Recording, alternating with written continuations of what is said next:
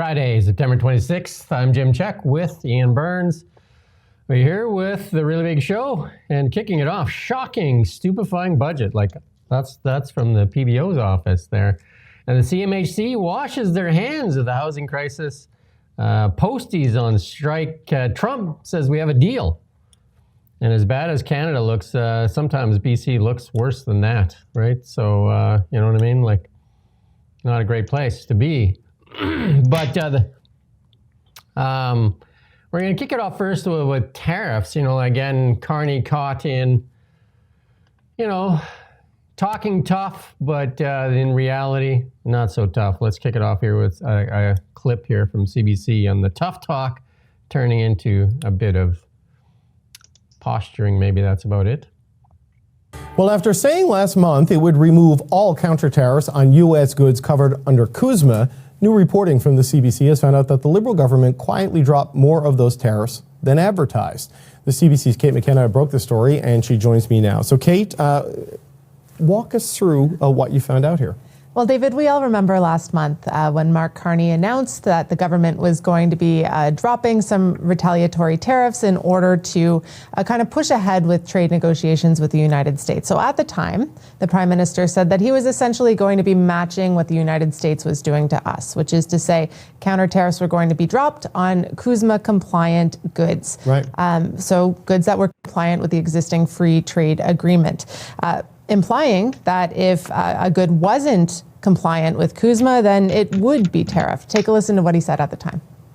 The Canadian government will now match the United States by removing all of Canada's tariffs on U.S. goods specifically covered under CUSMA.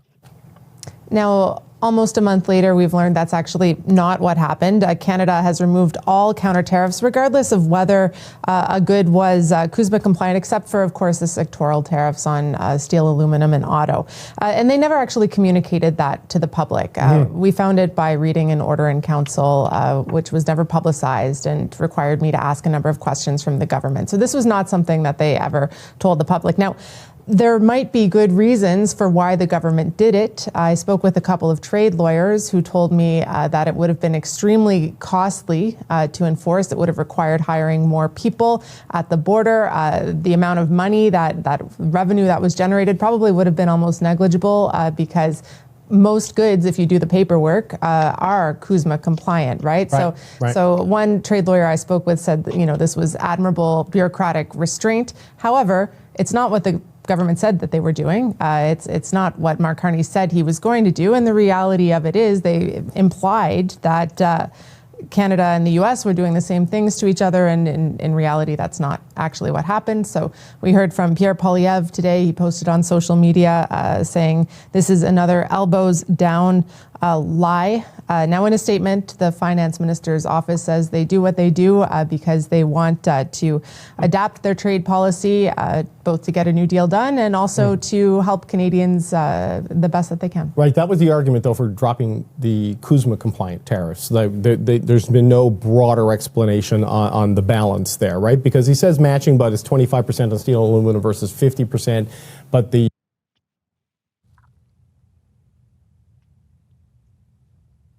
Just more of the same. Red meat for the base that wants to be elbows up, and in reality, not so much. It's the second time as well, if you remember, that he's lied about that and that he's done it that way. It's, you know, sneaking it out in some obscure corner of the government's, well, the internet, but like the, you know, the way that they, in their strange way, make things transparent. I mean, I read the document, the order in council. And it's an appalling document as well. There's the intention of that document is to make things unclear, not to make it clear. Then they didn't tell anyone, didn't announce it, and he went around telling people that it wasn't the only time he said that. He went around saying that we've matched the United States with like-for-like tariffs, doing this with his hands just to show you that he's being honest. I mean, he was in London. He is in London, and he was sat with the Prime Minister of Australia, Prime Minister of Iceland, and Prime Minister of Britain. And they were talking about, because they're all left, centre left, they're talking about how great the centre left is and how strong it is and how it can defeat the nasty right wingers and all the rest of it. And Mark Carney there was talking about, when he talked about how great he is, he was saying, we hit back the strongest of anyone against the United States, and we kept, we retaliated. It's like, it's water off a duck's back. He's caught out in this second lie in the same genre, and it's water off a duck's back. He's in London bragging about the thing that we know is not true, that he lied about. He's still keeping the lie alive. CBC are talking about it here. But you look on CBC's website, I listened to their main radio bulletin this morning, this story is already gone. It's gone. Yes. We're not going to hear about this again. It's already gone. So that's why Mark Carney feels, and the Liberals feel like they can do this sort of thing, because they're never held to account. It just drops off the news agenda, and then it's the next thing.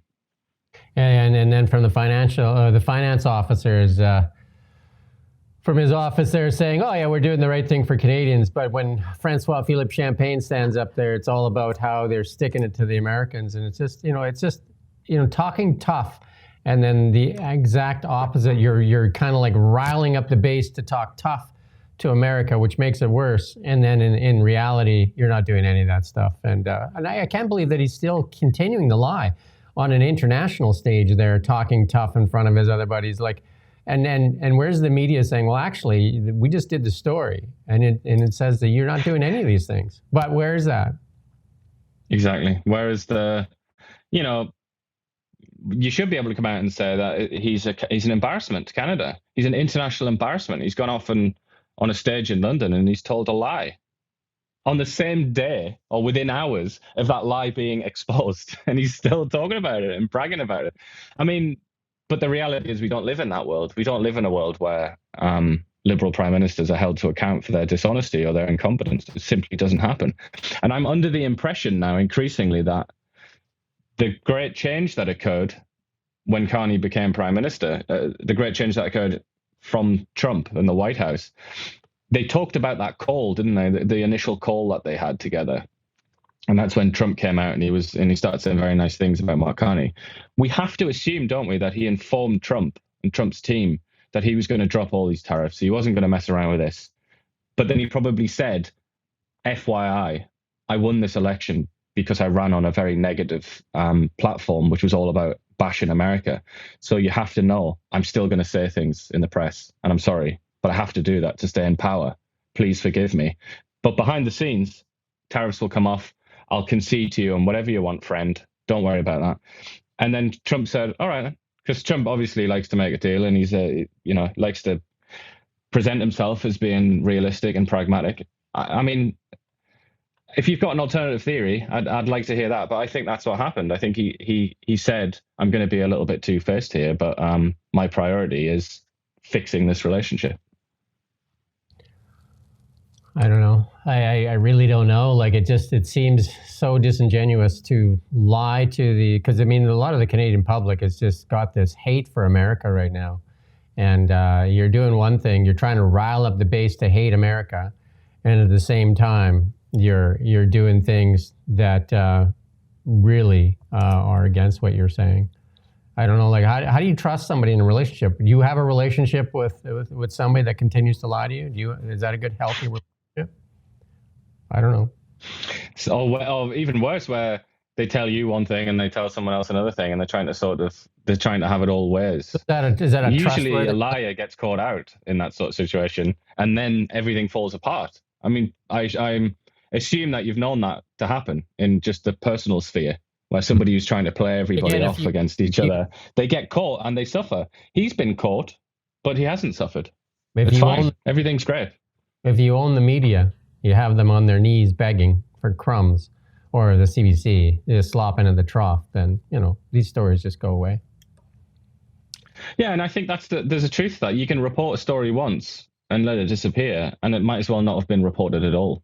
If you want the story to keep going, it just needs to have life to it. It needs to have follow-ups, and it needs to build up like it did with the carbon tax, and like it seemed to be doing with the migrant worker thing.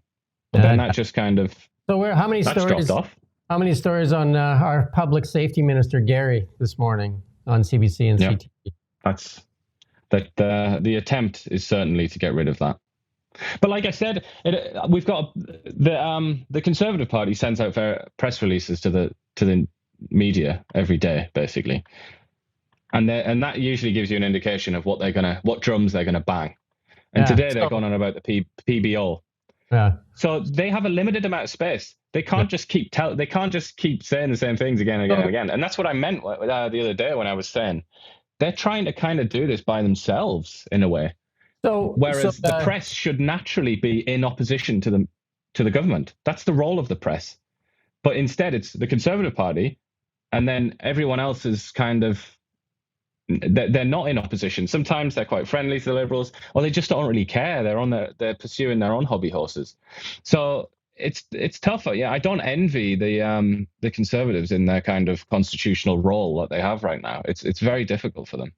So what the Conservatives do accomplish is a workout for the CBC reporters and CTV reporters as they pull the thing off the printer, roll it into a ball, and then toss it into the garbage and move on.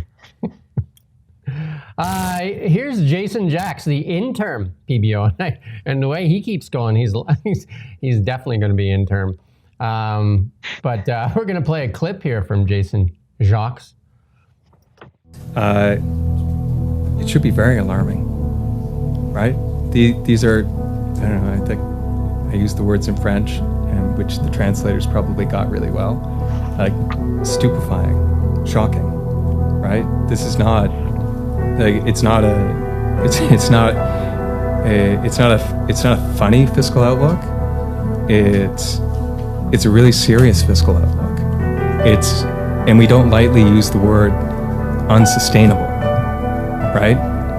Unsustainable means you don't have the option of saying, maybe I'll wait a couple of years, I'll see how things go. It means if you don't change, this is done, right? So it's...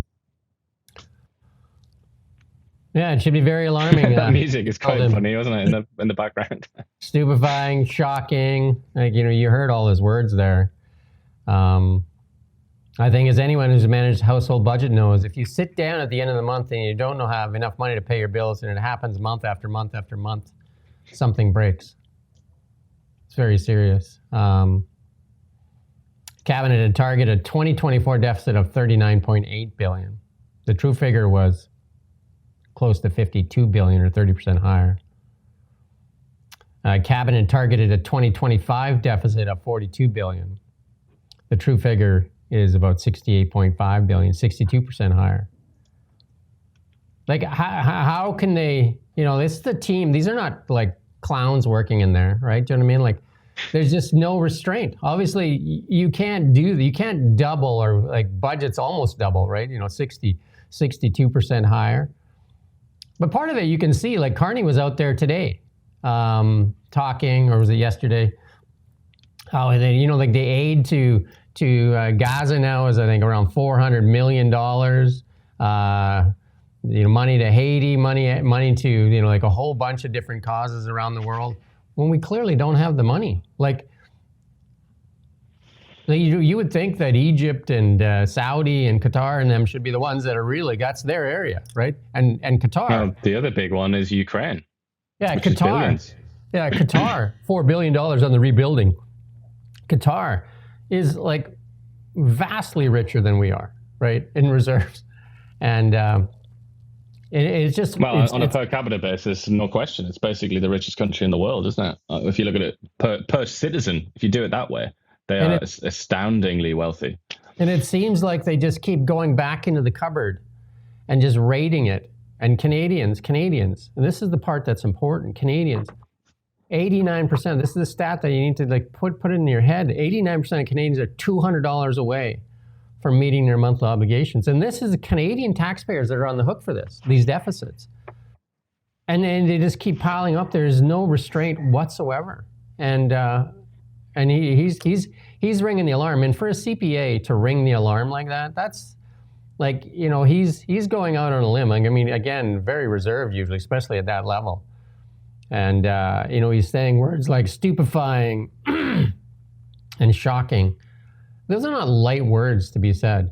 And And yet, where's the CBC and CTV like latching onto this and saying, "Oh my God," right? But they're not.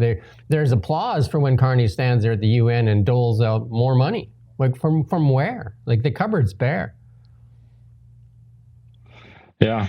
Well, and then he goes and sits down a stage in London, and Keir Starmer he did the introductory, speech. He was going on about Mark Carney stormed to victory in the Canadian election. And then they sit down and which is false, obviously, it wasn't really much of a victory. And then they sat down and they're just like patting each other on the back. And it's like left of center politics. This is the way we do it. We come at it from this angle and we involve the world. And then they were talking about things like Ukraine and all the rest of it. They just do not get it. Like to say these are yesterday's men is almost too generous to them. It's like last century's men. They're just sat there and they think that their brand of politics has got another 100 years to go or something like that. They think that all is fine and dandy. What they're not thinking about is what you mentioned there about the increasing immiseration of the Canadian population. You might as well call it poverty, the increasing poverty of the average Canadian. And that's why, that's why that ideology that they represent, those four leaders that were on the stage, is on the way out. It's going to disappear for that reason, because they don't think about the basics. It's elitism at an nth level. It's elitism, and it's the benefit of the few at the expense of the many. So you got four people sitting around in a room patting each other on the back. Basically, most of those countries, the middle population is being driven into poverty. It's all being pushed down. Instead of raising people up out of poverty, you're pushing people into poverty, and that's the truth. And here it is. The most important word in this release is unsustainable, and that's from Jacques. And we choose it carefully. I've been in the budget office for 17 years. He must be just shaking his head, right? I'm working in federal government, putting together budgets for 10 years prior to this. You choose this word with prudence and care. Like I told you, like these guys are very careful. Like accountants are very conservative in their numbers, not in their politics, in their numbers, right? They tend to be very conservative in their words. And he said, we don't want to be alarmist, but cabinet has no choice but to raise taxes or cut services. So again, what is the choice of the Liberals over the past 10 years? It sure isn't cutting services, right? Because that's the elections, right? Like, what do? They raise taxes, and the Canadian taxpayer is basically at the wire already. So what are you going to do? Well, and he was talking about, again, sorry to mention this London thing, one of the first things that he talked about was the tax cut that he said put in there right away to help Canadians. So by his own judgment, in his own view, he's cutting taxes, not really cutting expenditure, and also borrowing more, spending more. So it's kind of like no cuts, spend more, and cut taxes. It's like the trio of death to an economy, or at least it is to an economy that isn't growing, as Canada's is not really. You can't talk about these little tiny scraps of growth, like 0.5% thing, as if that's growth. That's stagnation. An MP asked Jason Jacques, right? Like he said, the Prime Minister was sold to us as an international banker, but do you believe he's being sufficiently serious about the economic and budgetary situation? And his response was, I'm not a psychologist. He's also not going to be employed for much longer, is he? Because he's obviously going to get turfed for saying all this stuff. And he said, we this is from Polyev, we learned this prime minister is even more expensive than Justin Trudeau. Who would have thought it possible?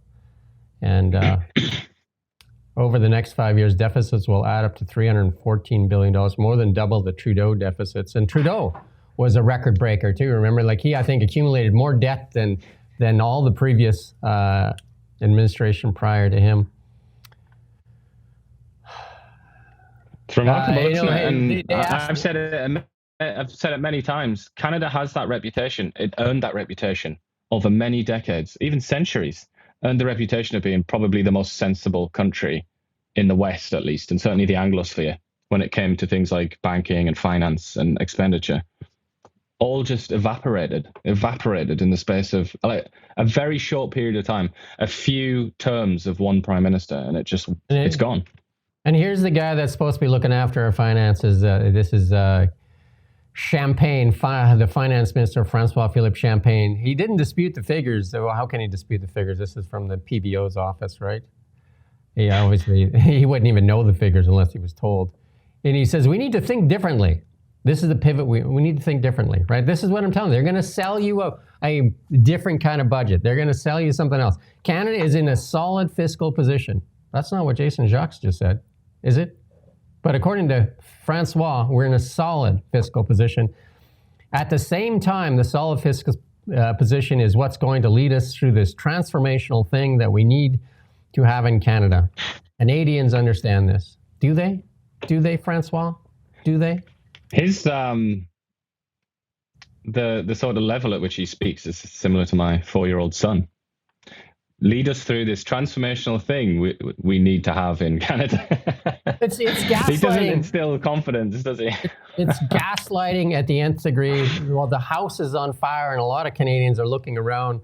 You know, they can't meet their obligations. They're looking around and looking at the fire, and there's Francois on the news there with the mouthpiece telling you, it's fine, folks. Just relax. Yes, we know it's getting hot, but hey, it's a transformational thing. It's a transformational heat.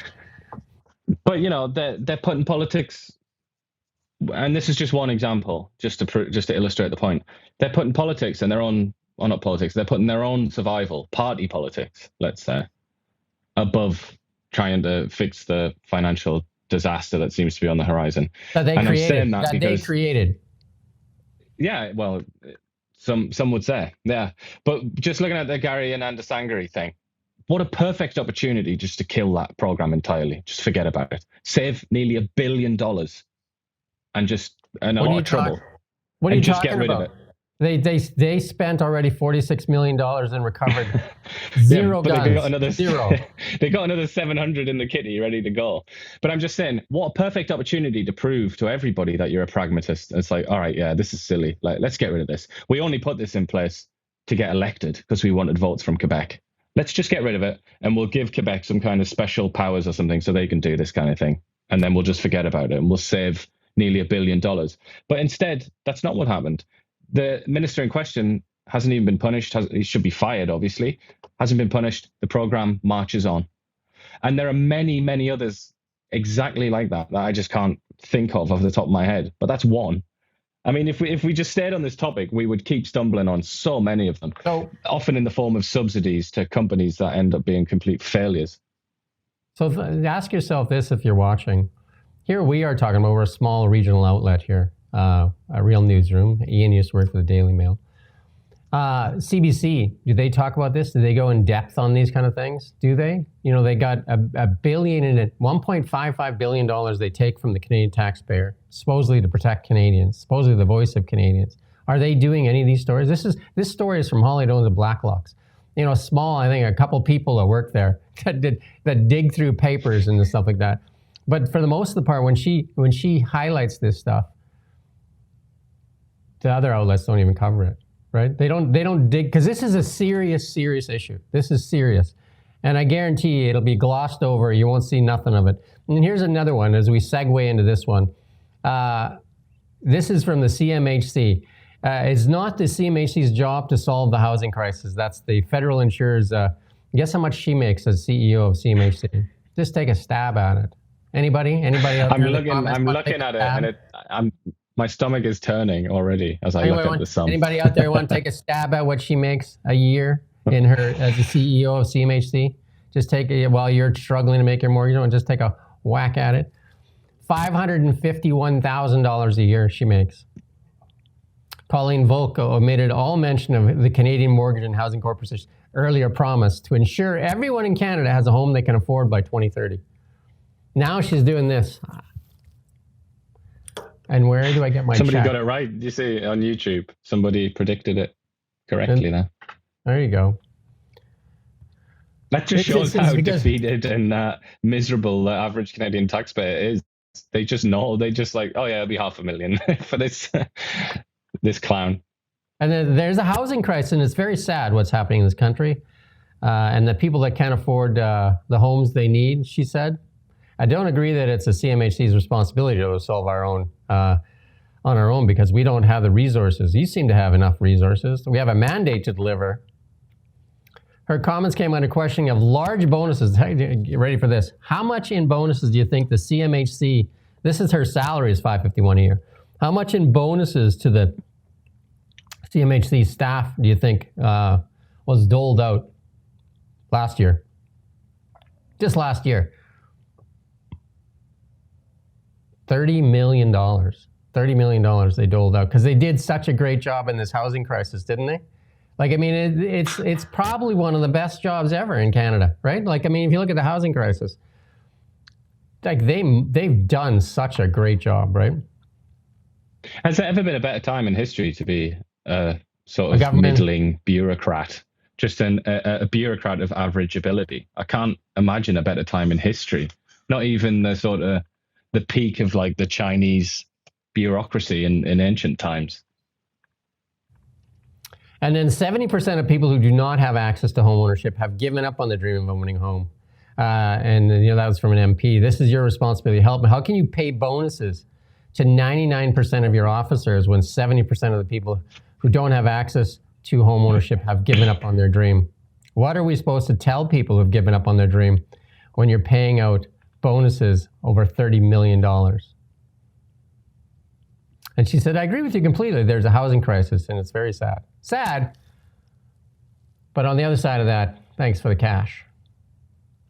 Yeah, and also, if you want to come round to my gigantic house at some point, I'll make you a nice cup of tea. And then the other thing is, and we talk about this too, like it's like a clown show. Global Chorus, right? A news outlet that takes money from the government as well. Another outlet that's basically on its deathbed, 9 cent stock from $20 or whatever. And, $1 billion plus in debt that, while they were cutting reporters, they cut reporters again last month. The executive team, though, not shy, right? I think one of the executives took $3.5 million. These people are taking money, even though they're doing absolutely abysmal jobs, absolutely atrocious. There's a massive housing crisis on right now, massive housing crisis. Most youth don't think they can get a house. And here's the CEO making $551 a year plus expenses. You know that the expenses in that thing are probably going to be just something ridiculous. If you could get access to information, one of the things they do is we're trying to get Iain in the parliamentary gallery so we can ask questions. But we can't even get an email answered. Never mind get him in there. Do you know what I mean? Like Stephen Guilbeault refuses to answer questions. That's the problem in Canada. I mean, it is the problem because if you could shine a light on this, many people will tell you sunshine is the best disinfectant there is out there. And they know that. So that's why they close it off. That's why there's clouds over everything. That's why there's clouds. Part of their mandate was to make sure their housing was affordable. Now she's saying, no. And then, he pressed on it. How is it possible that 99% of your officers were able to receive a bonus? And then she said, it's not a bonus. It's part of their compensation that is put at risk at the beginning and they don't achieve the specific objectives. It's not a bonus. That's what CBC said. Remember when they got that extra $150 million when Carney won the election? They said that the Canadian public didn't like the word bonuses, so we just gave them a raise. Part of their compensation package. That's all you have to say, isn't it? Yeah.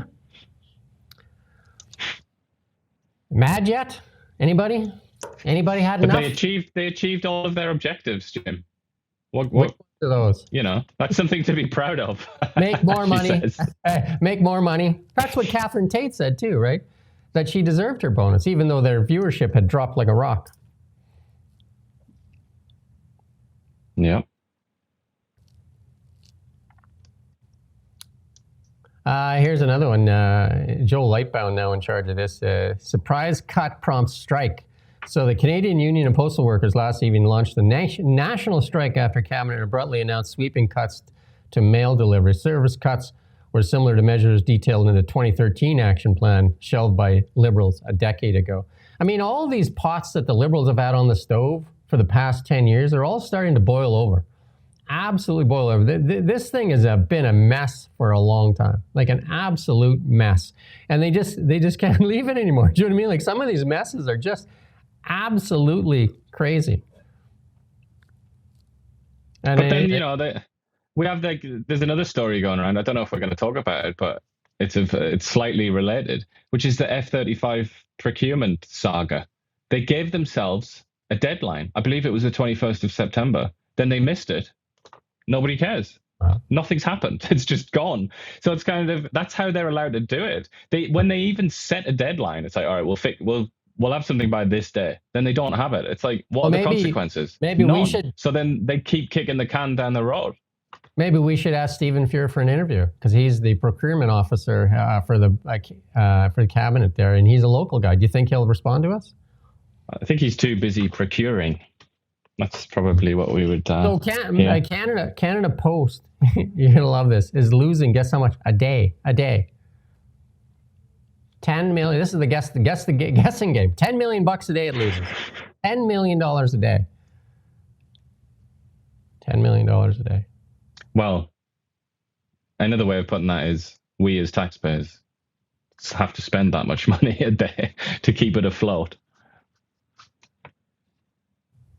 Yeah, and then we got Patty Hadju there, right? She said, you keep doing the same thing, right? Isn't that what she said the other day? Previous behavior is the best predictor of future behavior or something, isn't it?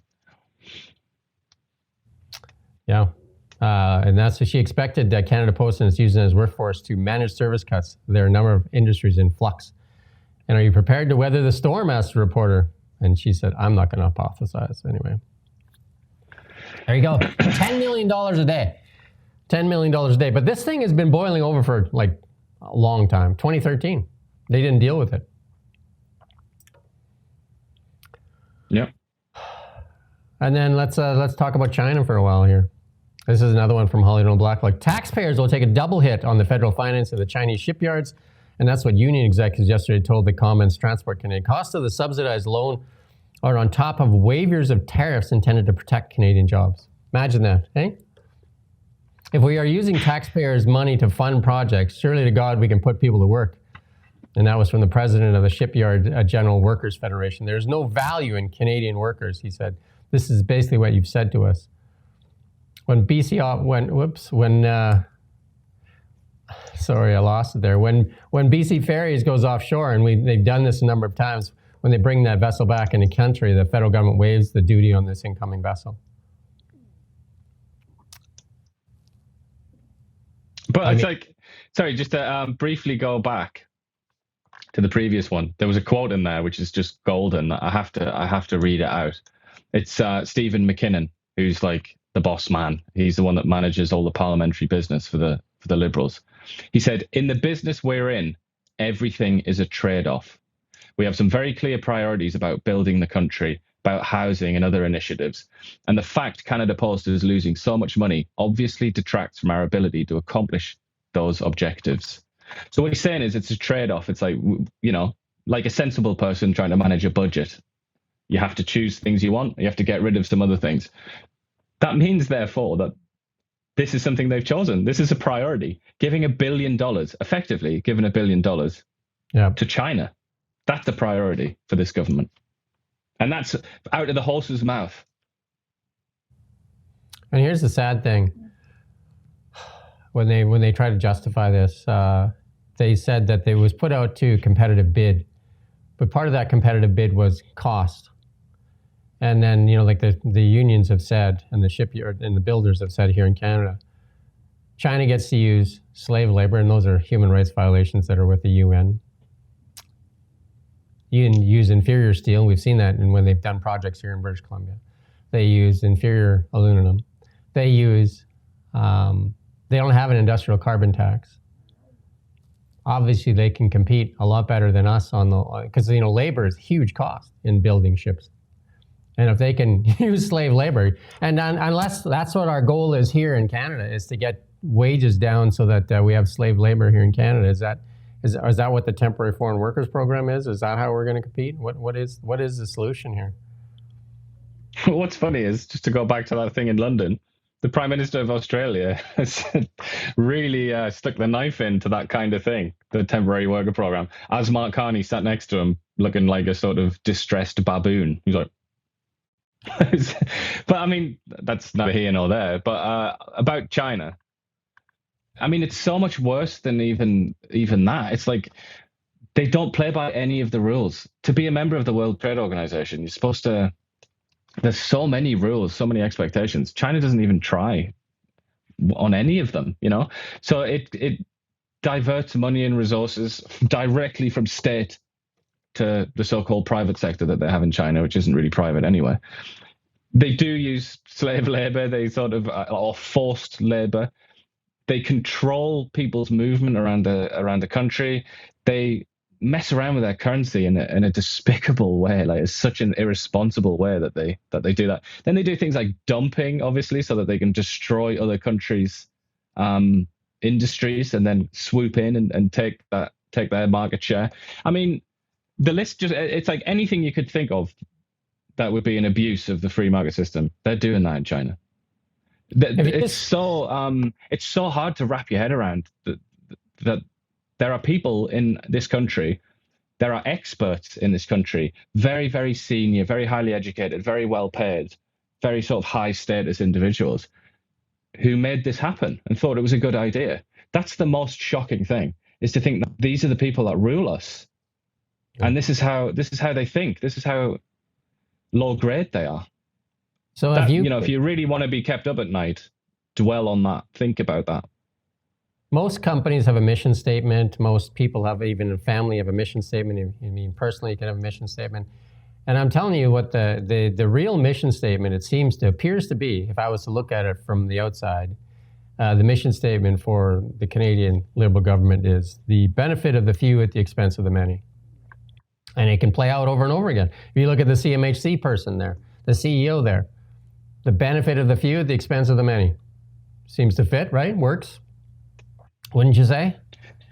The benefit of the mediocre at the expense of everyone else. That seems to be what it is. The sort of people with sharp elbows who want to get to these jobs where they achieve nothing but get a lot of money. The people in power, the elitists, right? So there you go. But that's, I mean, you could look at it that way, because obviously the urban-rural divide in this country is obvious to anyone, very clear to see, as well as the kind of east-west divide. You could look at it that way, that they are trying to favor their own people. And certainly the Gary and Andathangari malarkey, the gun buyback, that is obviously for the few rather than the many. It's for the Quebecois. And not just the Quebecois, but people in Quebec who vote Liberal. It's for them. It's for the vote, right? At the expense of the rest of the country. It's to keep power too, right? It's to keep power for the elites. Yeah, it's to keep power ultimately. But I mean, the reason that they're doing it is to appease this very small group of people. I mean, Quebec's the perfect example, obviously, because they're always prioritized at the expense of the many. There's Doug Ford mouthing off. He goes after Carney and Sean Fraser here on this. This is another pot that's just boiling over, and yet there seems to be an inaction and low priority, right? Again, if you keep people fighting over stuff, they won't focus on the real burning pot as they raid the kitty. Like, the kitty is being emptied. And in the meantime, we can all just argue about this. Here's Doug Ford, though. Let's listen in. That is way overreach. It's way overreach. Again, another area of overreach by the courts and the federal government. Why doesn't the minister actually go forward and start focusing on bail reform? Why doesn't he start focusing on mandatory sentencing? Why doesn't he focus on Young Offenders Act? There's not one person I've talked to that has said, we want to give the judges, more politically appointed judges, more authority.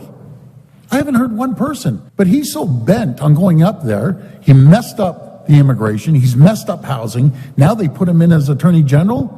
He needs to focus on what counts for the people.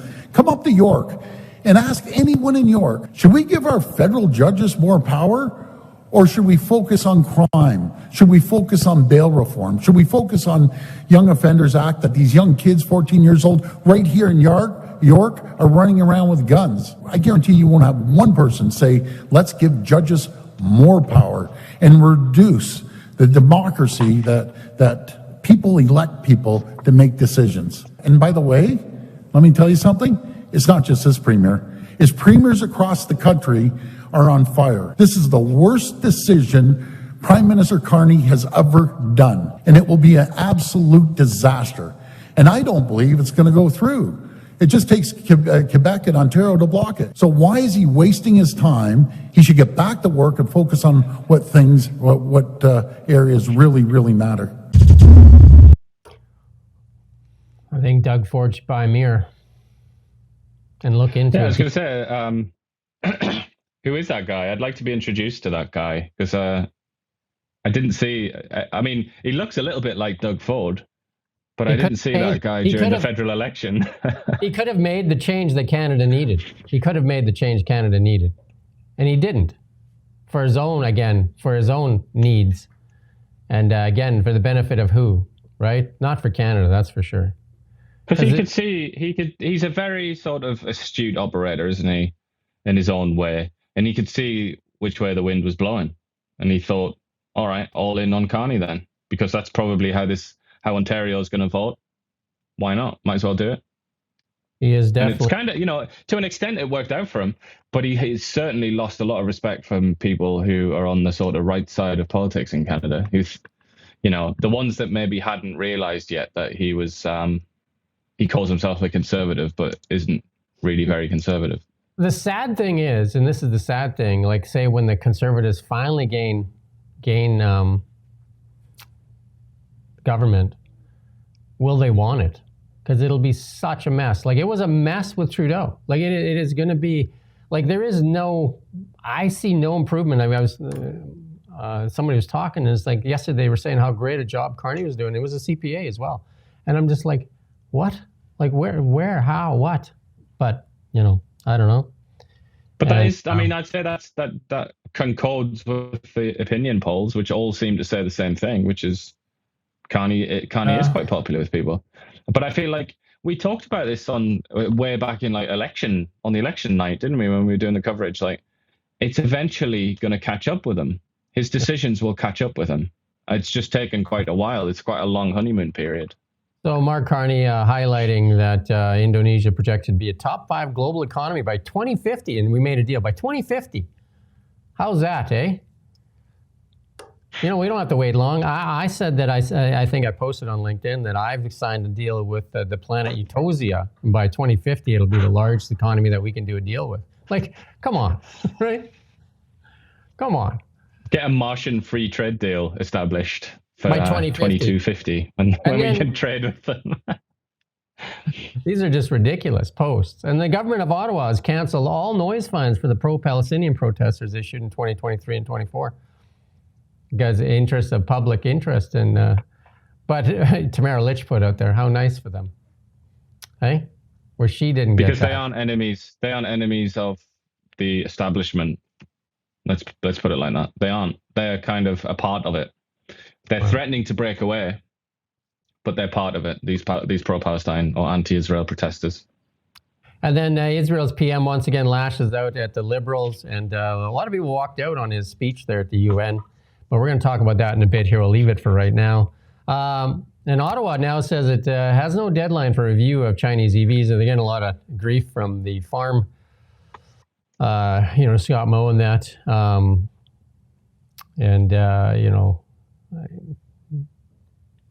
These Chinese tariffs obviously are killing our farm industry here. So we're going to move on to the BC section, though.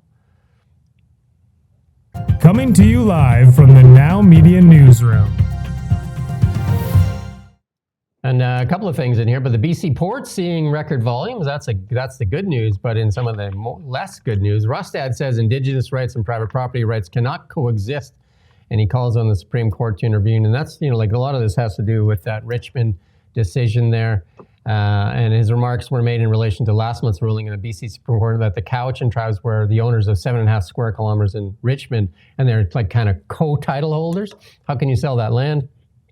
And this is bringing into question a lot of land in British Columbia here. So, I mean, it is obviously causing a lot of concern. And I talked to a few large developers, and there's not a lot of development going on in BC or sales for that matter.